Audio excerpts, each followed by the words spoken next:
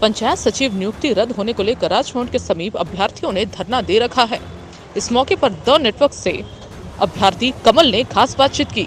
कमल ने कहा कि मेरी शादी ही, ये ससुराल वाले ने कहा था कि लड़का सरकारी नौकरी है, इसीलिए ससुराल वालों ने लड़की का हाथ मेरे हाथ में दिया और शादी भी इसी शर्त पर हुई थी कि मेरी सरकारी नौकरी लगेगी, लेकिन हेमंत सोरेन ने तो पूरा कबाड़ा ही कर दिया। मेरी शादी को 1 साल हो चुके हैं, अभी तक नौकरी नहीं लगा है, एक छोटा बच्चा भी हो गया है। मैं डर के मारे बीवी को नहीं बता रहा हूँ ताकि वो मुझे मार न दे। आइए सुनते हैं कमल ने द नेटवर्क से क्या कुछ कहा।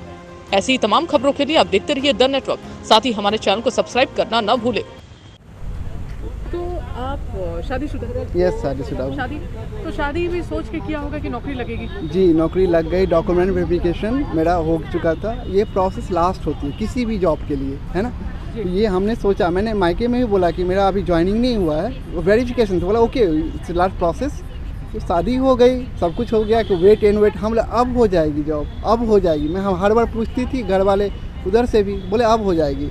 लेकिन जब ये 19 जनवरी को मेरे पास बम फोड़ा गया सडनली कि ये कैंसिल ले रहा है सरकार, गवर्नमेंट ले रही है वापस, तो मैं इतना इमोशनली हो गया था। अपनी वाइफ से जब बातें कर रहा था तो मैंने बोला उनसे कि यार ये मुझे बहुत याद आ रहा है आपकी, बहुत इमोशनली।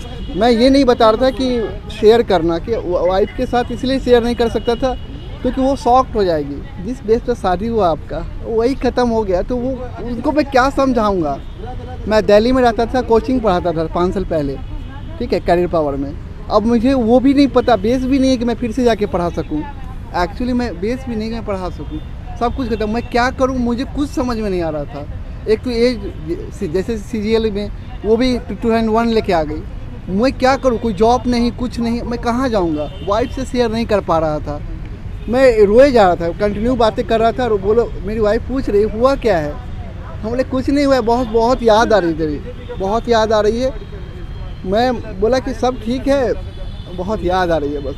यानी अभी तक आपने नहीं बताया? नहीं बताइए। घर में आपके कौन कौन है? मेरे माँ नहीं है, मेरी मतलब फादर हैं, वो भी मेंटल इलनेस है। ओके, और वाइफ है? हाँ, बच्चे नहीं है? बच्चे एक छोटा बच्चा। मन में एक आया भी सुसाइड का, फिर सोचा मेरे बच्चे को कौन देखेगा, मैं सेल्फिश हूँ क्या, मैं सुसाइड करूँ। मुझे मैं छोटा 4 महीने का बच्चा है मेरा, मैं कर लूँगा तो मैं मेरे भरोसे वो है, क्या करूँगा मैं क्या करूँगा।